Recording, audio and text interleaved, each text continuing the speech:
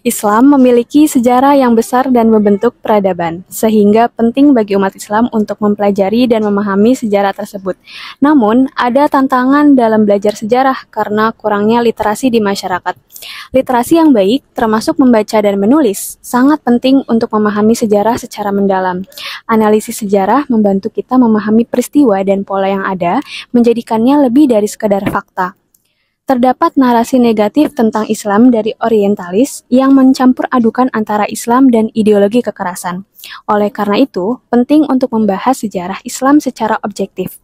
Dinasti Bani Umayyah yang berdiri pada tahun 661 Masehi memainkan peran penting dalam memperluas wilayah Islam dan membentuk pemerintah. Mereka juga memberikan kontribusi dalam bidang ilmu pengetahuan dan budaya meskipun mendapat kritik atas cara memperoleh kekuasaan. Memahami sejarah mereka penting untuk mengetahui dinamika awal dunia Islam.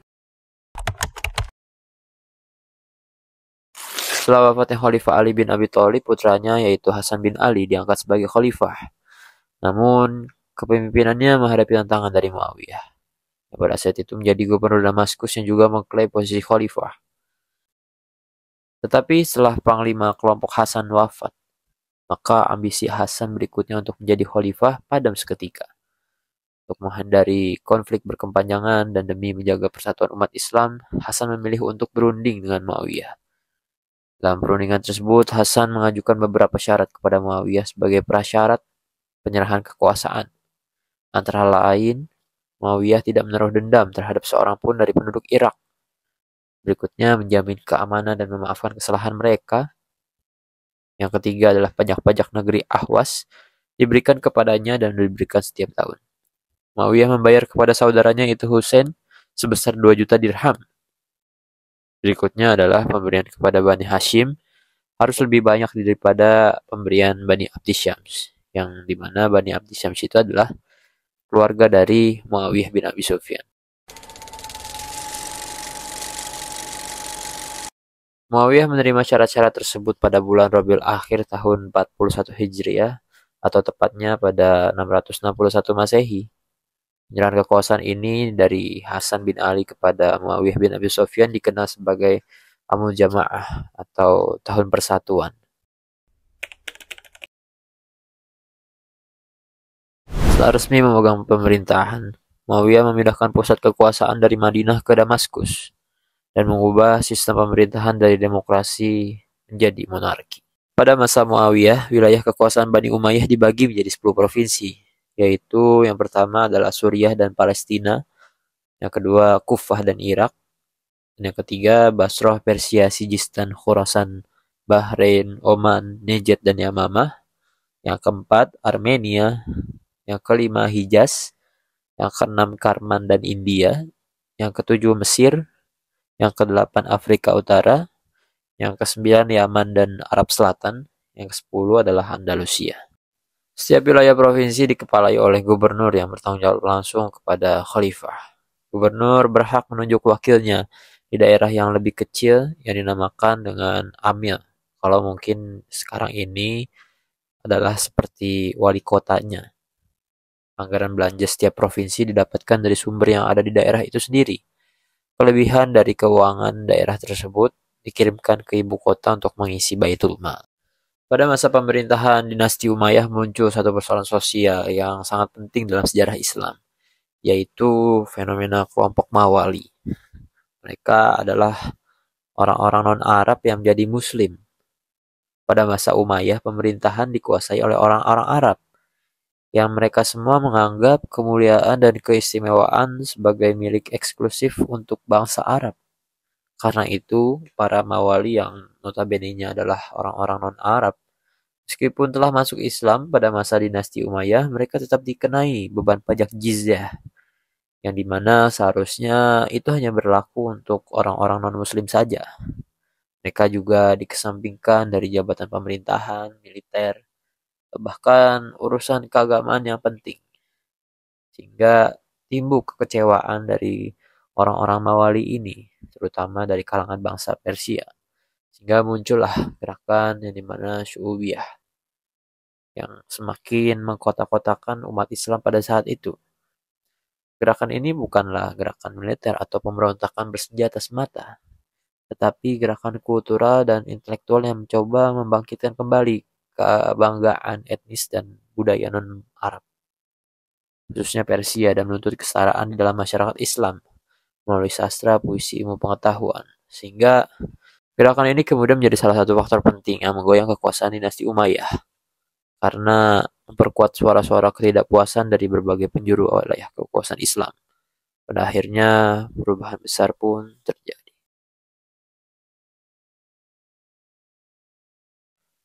Salah satu nama yang ditunjuk setelah Muawiyah bin Abi Sufyan lengser dari jabatannya adalah anaknya, yaitu Yazid bin Muawiyah. Yazid Muawiyah ini menjadi nama yang penuh kontroversial pada saat itu, di mana arah kepemimpinan Islam dari sistem musyawarah berubah menjadi sistem kerajaan keluarga, sehingga kontroversi seputar Yazid sudah mulai semenjak pengangkatan dirinya sebagai khalifah, bahkan sebelum ia berkuasa secara resmi. Tradisi Islam saat itu sebenarnya belum mengenal konsep warisan kekuasaan secara turun-temurun. Apalagi Muawiyah sendiri dulu menjadi khalifah setelah proses panjang yang penuh perundingan dan kompromi. Namun, sebelum wafat, Muawiyah berhasil menggunakan pengaruh dan kekuatannya untuk memaksa para tokoh penting untuk membaiat kepada putranya, yaitu Yazid. Bahkan banyak dari sahabat Nabi yang menolak mengakui kekhalifahan Yazid, termasuk tokoh-tokoh besar seperti cucu Nabi yaitu Husain bin Ali, Abdullah bin Zubair, dan Abdullah bin Umar. Penolakan mereka bukan hanya karena Yazid ditunjuk sebagai khalifah dengan cara monarki, tetapi juga karena watak, gaya hidup, dan karakter Yazid dianggap tidak layak menjadi pemimpin umat Islam. Kontroversi terbesar dalam masa kekuasaan Yazid adalah terjadi pada tahun 680 Masehi ketika Husain bin Ali menolak baiat kepadanya. Husain berangkat bersama keluarganya menuju Kufah atas undangan penduduk setempat yang berjanji akan membaiatnya sebagai pemimpin. Namun dalam perjalanan pasukan Yazid menghadangnya di Karbala. Di Karbala, pasukan Husain yang jumlahnya sangat kecil dikepung, diputus logistik, dan akhirnya diserang habis-habisan. Husain beserta sebagian besar anggota keluarganya dibunuh secara brutal, dan kepala mereka dikirim ke Damaskus sebagai simbol kemenangan. Peristiwa ini mengejutkan dunia Islam dan dikenang sebagai tragedi paling memilukan yang hingga kini menjadi pusat peringatan dan refleksi terutama dalam tradisi Syiah. Pada tahun 63 Hijriah, penduduk Madinah bangkit menentang kekuasaan Khalifah Yazid bin Muawiyah. Mereka mencabut baiat dan mengusir gubernur Umayyah karena menilai Yazid tidak layak memimpin umat. Sebagai respon, Yazid mengirim pasukan besar dari Syam di bawah Muslim bin Uqbah. Pertempuran terjadi di daerah Harrah, tepatnya di timur Madinah. Warga kota termasuk para keturunan sahabat melawan dengan gagah, namun kalah jumlah dan perlengkapan. Pasukan Yazid menang, dan lebih dari itu selama 3 hari mereka diberi izin untuk menguasai Madinah. Setelah Madinah ditundukkan dengan kejam dalam perang Al-Harrah, pasukan Umayyah bergerak menuju Mekah. Di sana Abdullah bin Zubair telah memproklamasikan dirinya sebagai khalifah. Mendapat dukungan luas dari Hijaz dan sebagian besar umat Islam yang menolak kepemimpinan Yazid. Pasukan Yazid mengepung Mekah dalam upaya memaksa Abdullah bin Zubair menyerah. Tragisnya Ka'bah turut terkena dampak. Sebagian bangunannya rusak dan kain kiswah yang menutupinya terbakar. Namun, pengepungan ini tak berlangsung lama. Di tengah kacauan dan perang yang belum selesai, kabar mengejutkan datang dari Syam, yaitu Yazid bin Muawiyah wafat secara mendadak, tepatnya pada akhir tahun 64 Hijriah, dan tepatnya lagi di usia sekitar 38 tahun. Kematian Yazid ini mengguncang Daulah Umayyah. Banyak wilayah segera memisahkan diri dari Umayyah, dan kekuasaan Bani Umayyah hampir runtuh. Setelah Yazid wafat, kekuasaannya diserahkan kepada anaknya, yaitu Muawiyah bin Yazid. Tetapi kekuasaannya tidaklah berlangsung lama. Ia tidak punya kekuatan militer, tidak punya pengalaman politik, dan menurut beberapa riwayat, tidak punya ambisi untuk memimpin. Ia juga sakit-sakitan, ia bahkan menyatakan sendiri bahwa dirinya tidak layak menggantikan ayahnya dalam tanggung jawab yang besar itu. Sehingga para pemuka kabilah pun berunding dan akhirnya menunjuk seseorang bernama Marwan bin Al-Hakam. Karena Marwan bin Al-Hakam ini juga bukan tokoh yang asing. Ia adalah mantan sekretaris dari Khalifah Utsman bin Affan yang dimana ia adalah politikus senior dan ahli strategi. Langkah pertama Marwan dalam memerintah Bani Umayyah adalah merebut kembali wilayah-wilayah yang vital. Apa itu? Yaitu Palestina. Ia menghadapi pasukan yang setia kepada Abdullah bin Zubair dalam pertempuran Marjun Rahid pada tahun 64 Hijriah. Marwan dan pasukan Syam berhasil mengalahkan pendukung Ibnu Zubair, dan dari situlah kebangkitan dari dinasti Umayyah dimulai. Satu persatu wilayah mulai kembali tunduk, meski Marwan hanya memerintah sekitar setahun. Dia berhasil meletakkan dasar bagi pemulihan kekuasaan Bani Umayyah. Sebelum wafat, ia menyerahkan tampuk khalifahan kepada putranya yang cerdas dan ambisius. Siapa itu? Ya, dia adalah Abdul Malik bin Marwan. Abdul Malik bin Marwan tidak hanya melakukan langkah besar dalam reformasi politik, tapi juga dalam ekonomi dan juga pendidikan. Yang dilakukan Abdul Malik bin Marwan adalah Arabisasi administrasian dan pencatatan ilmu. Pada saat itu mengubah bahasa resmi pemerintahan dari Yunani dan Persia ke bahasa Arab. Langkah ini bukan hanya soal nasionalisme Arab, tapi juga membuka jalan bagi tumbuhnya budaya tulis-menulis dan pencatatan ilmu dalam bahasa Arab, sesuatu yang kelak menjadi fondasi peradaban ilmiah Islam.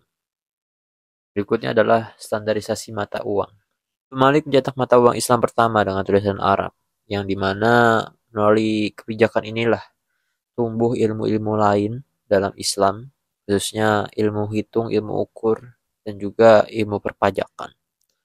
Selanjutnya, kebijakan lainnya adalah kebijakan pembangunan infrastruktur intelektual.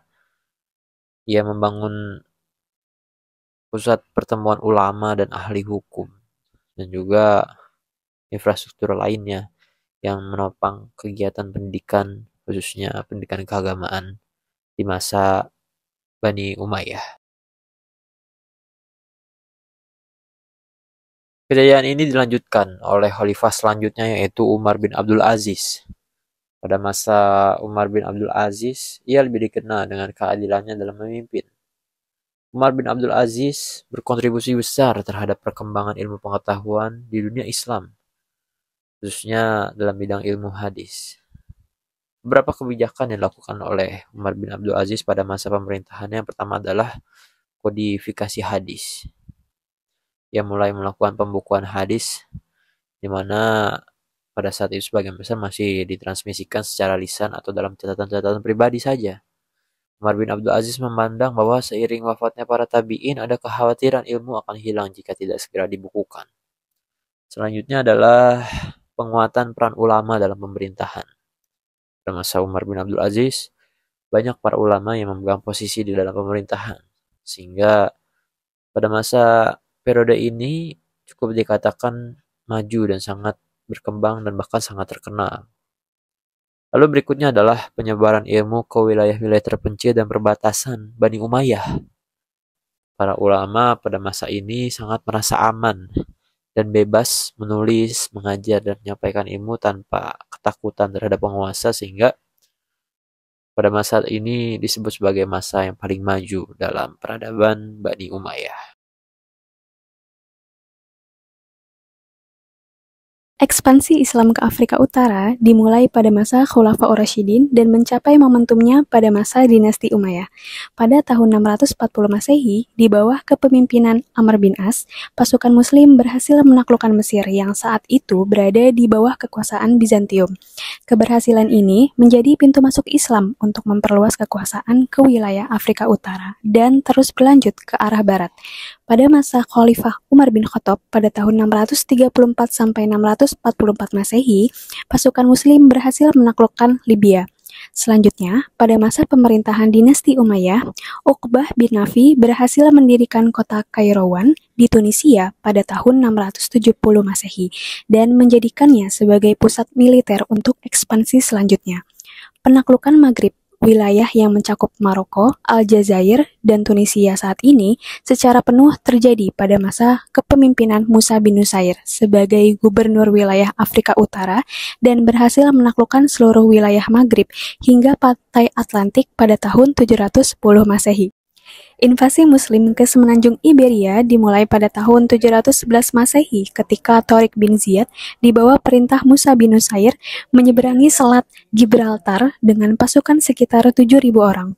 Pasukan Muslim berhasil mengalahkan Raja Visigoth Roderick pada pertempuran Guadalete yang membuka jalan bagi penaklukan Spanyol.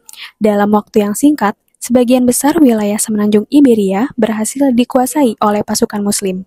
Kota-kota penting seperti Toledo, Cordoba, dan Sevilla jatuh ke tangan pasukan Muslim. Pada tahun 716 Masehi, hampir seluruh semenanjung Iberia telah berada di bawah kekuasaan Islam, kecuali beberapa wilayah kecil di wilayah pegunungan utara. Kemudian, ekspansi Islam ke wilayah Prancis dimulai pada tahun 720 Masehi di bawah kepemimpinan Gubernur Al-Sam Ibnu Malik. Pasukan Muslim berhasil menguasai wilayah Septimania dan mendirikan basis di kota Narbonne. Upaya ekspansi selanjutnya menuju ke utara berujung pada pertempuran Tours atau pertempuran Poitiers pada tahun 732 Masehi, di mana pasukan Muslim di bawah kepemimpinan Abdul Rahman Al-Ghafiqi dikalahkan oleh pasukan Frank yang dipimpin oleh Charles Martel. Penerimaan masyarakat Afrika Utara terhadap kedatangan Islam menunjukkan variasi yang beragam. Suku Berber, penduduk asli Afrika Utara, pada awalnya menunjukkan penolakan terhadap kedatangan pasukan Arab Muslim. Mereka melakukan perlawanan yang dipimpin oleh tokoh seperti Kusaila dan Kahina. Namun setelah penaklukan, banyak suku Berber yang kemudian memeluk agama Islam dan menjadi pendukung setia penyebaran Islam. Penduduk urban atau penduduk kota yang mayoritas beragama Kristen Ortodoks dan Yahudi pada umumnya menerima kedatangan Islam dengan relatif damai. Hal tersebut disebabkan oleh kebijakan toleransi keagamaan yang diterapkan oleh penguasa Muslim saat itu, di mana penduduk non-Muslim diperbolehkan tetap menjalankan agama mereka dengan membayar jizyah atau pajak. Penerimaan masyarakat Spanyol terhadap kedatangan Islam juga cukup beragam.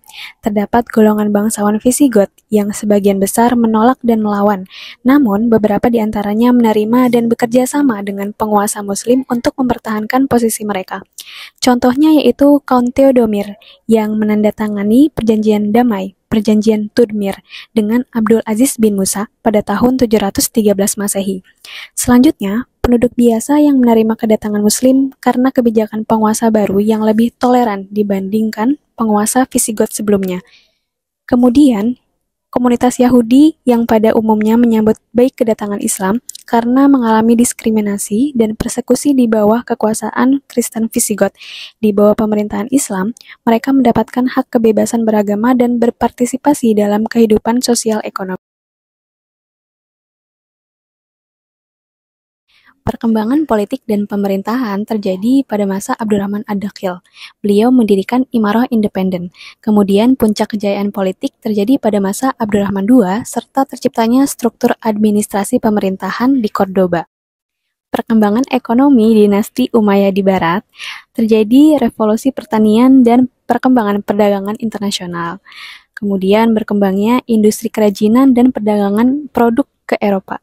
Perkembangan ilmu pengetahuan dan kebudayaan dinasti Umayyah di barat ditandai dengan dibangunnya perpustakaan dan sarana pendidikan.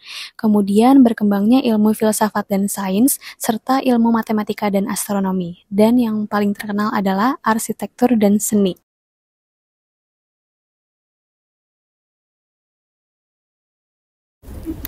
Salah satu warisan terpenting dari peradaban Islam di Andalusia yaitu model convivencia atau hidup berdampingan antara komunitas Muslim, Kristen, dan Yahudi, terutama pada masa kejayaan Umayyah II. Meskipun tidak sepenuhnya ideal, model ini memungkinkan terjadinya pertukaran budaya dan intelektual yang produktif. Model toleransi ini memungkinkan para sarjana dari berbagai latar belakang agama berkolaborasi dalam proyek-proyek penerjemahan dan penelitian ilmiah yang menjadi dasar bagi transmisi pengetahuan Yunani Arab ke Eropa Latin.